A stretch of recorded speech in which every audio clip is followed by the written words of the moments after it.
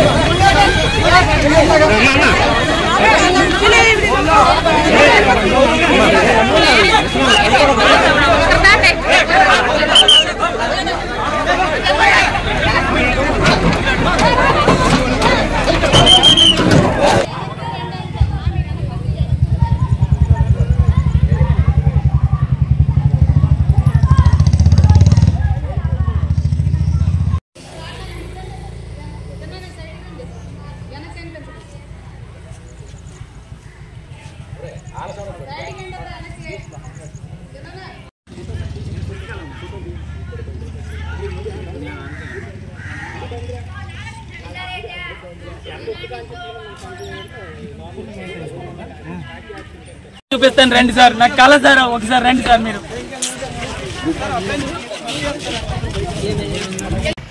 నా పేరు వెంకనాయుడు సార్. నాది ధనాన్పేట విలేజ్, నెల్లిమర్ల గ్రామం, నెల్లిమర్ల మండలం సార్.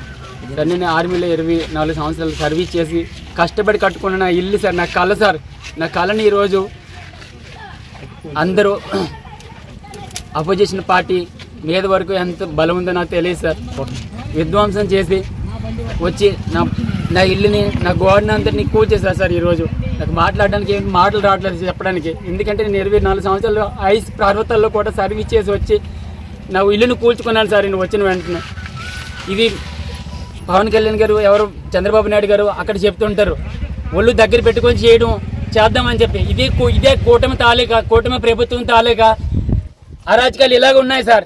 మీరు మాటలు అక్కడ ఆడుతున్నారు, ఇక్కడ అరాచకాలు ఈ విధంగా ఎక్కడ చేస్తున్నారు సార్.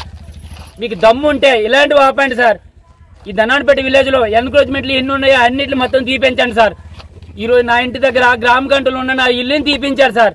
మేము పెట్టిన నోటీసులకి స్పందన లేదు.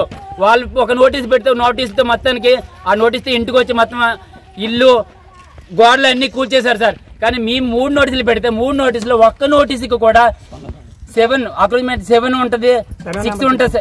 ఆ 2 నోటీసులు కూడా ఇవ్వకన్నా వాళ్ళకి ఈ రోజు వరకు వాళ్ళకి ఏమీ ఎఫెక్ట్ లేదు. ఇంచుమించు మేము పెట్టిన ఒక 15 వరకు ఈ సర్వే నెంబర్లతో పాటు అంతా మేము ఎంఆర్ఓ గారికి, ఆర్డీఓ గారికి, కలెక్టర్ వరకు వెళ్ళాయి సార్ ఇవన్నీ.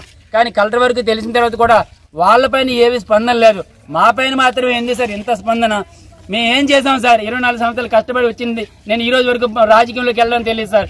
బయట ఎక్కడ ఎవరితో గొడవ చేసుకోవడం తెలియదు సార్. ఎంత కక్ష సాధించి వేరే వాళ్ళు ఎవరి మీద తీసుకోవచ్చు కదా సార్, నా మీద ఎందుకు సార్ తీసుకుంటారు? నాకు కల సార్ 24 సంవత్సరాల్లో కట్టిన ఆ ఇంటి నేను ఎలా బాధపడుతున్నా తెలియాలి సార్ మీకు అందరికీ. అక్కడో మాట ఎక్కడో మాట ఆడే మా పద్ధతి కాదు సార్ మాది. ఇక్కడ ధనాన్పేటలో గేదెల రాజారావు అని ఆయన ఉన్నారు సార్.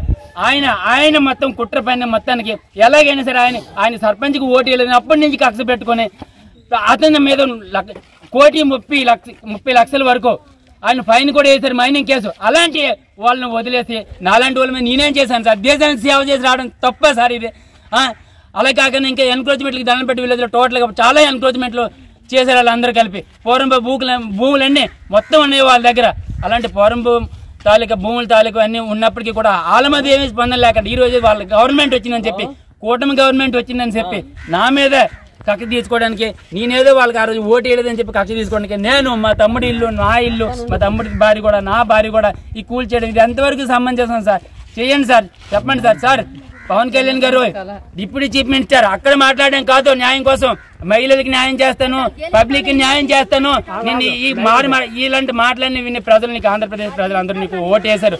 ఆ ఓటుని వినియోగించుకుని, ఆ పవన్ వినియోగించుకుని నీకు కానీ దమ్ముంటే నువ్వు చెయ్యి, ఏదైనా సరే చేయాలనుకుంటే మంచిగా చెయ్యి, అంతే తప్ప ఈ విధంగా చేయకు.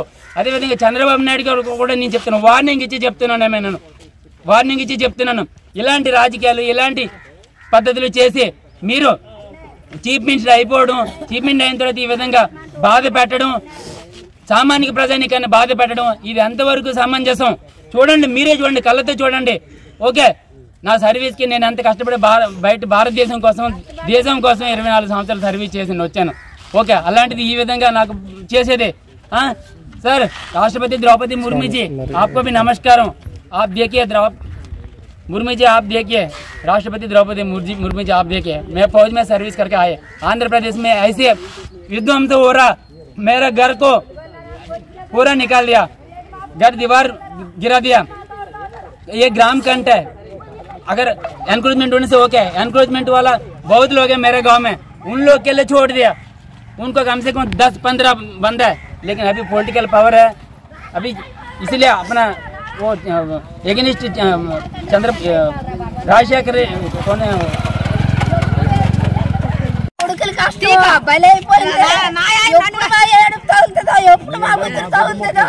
నా ఇల్లు తీస్తారు, నా తీస్తారు, నా మానవులకి ఎందుకు గొడ్డు కొనుక్కోలేదు, నా మానవులకి ఎందుకు వస్తు కొనుక్కోలేదు, మా ఇల్లులు కట్టుకుంటామా, నా పిల్లలు పెంచుకుంటామని కష్టపడి కూలి చేసి నాలు చేసి ఆ ఇల్లు కట్టుకోండ్రు, వాళ్ళ ఇల్లు నిలబెట్టుకోండ్రు, వాళ్ళ ఇల్లు తీయడానికి వచ్చారు తెలుగుదేశం వాళ్ళు, కొట్టుకుతోటే చేశారు. వీళ్ళందరూ నాయకులట, మా ఇల్లు తీయడానికి మేము ఏడు చేసామా, వాళ్ళ పిల్లలు అన్నా, వాళ్ళ అమ్మలు అన్నావా, వాళ్ళగానే అన్నావా, అన్యాయమా దురన్యాయం చేసేసారు, దుఃఖంతో చేస్తారు. మమ్మల్ని తీసుకుని కొన్నాళ్ళకి వాళ్ళని తీసేస్తారు. మాకు న్యాయం జరగాలి, మాకు అన్యాయం జరిగితే మా ఒప్పుకోము, మా ఎవరికి గుడ్డు మీద కష్టపడో కూలి చేసో నాలు చేసో మా వెలిగే వస్తావా, అన్యాయం కాలే పోవాలా, నూరు ఆడుకోనా, మాకు న్యాయం జరగాల, గవర్నమెంట్ న్యాయం చెయ్యాలా. చంద్రబాబు నాయుడు గెలిచి 3 రోజులు అవ్వలేదు, మా ఇల్లు తీసేశారు, అక్కడి నుంచి ఆర్డర్ తెచ్చామన్నారు, అంజాయికి నెట్టుకోండ్రు, అయితే ఊర్లకే తీసేస్తాన్రా, దేశాలకే తీసేస్తాన్రా. జగన్ గెలిచినప్పుడు ఇల్లు తీసేశారా, జగన్ గెలిచినప్పుడు ఊరిని తీసేశారా, జగన్ గెలిచినప్పుడు ఆడవాళ్ళు అన్యాయం చేశారా? ఎందుకు ఈ ప్రభుత్వం వచ్చి మమ్మల్ని తీసేయడానికి? మాకు కష్టపడి కొట్టుకోండి నా కొడుకులు, నాకైనా బొక్కడికి ఎంజాయ్ లేదు. ఆ ఇల్లు పెంచాలమ్మా, పెద్ద చేసుకుంటావా, మా పిల్లలు పెంచుకుంటామని ఒకటి గుడ్డు మీదకెళ్ళి కూలి చేసి బతుకుతాను. నా కొడుకులు అన్యాయం చేశారు, నా ఇల్లు ఇప్పుడు తీసినాడు, ఆ ఇల్లు ఇప్పుడు తీస్తారు, మాకు కొట్టుకోండి.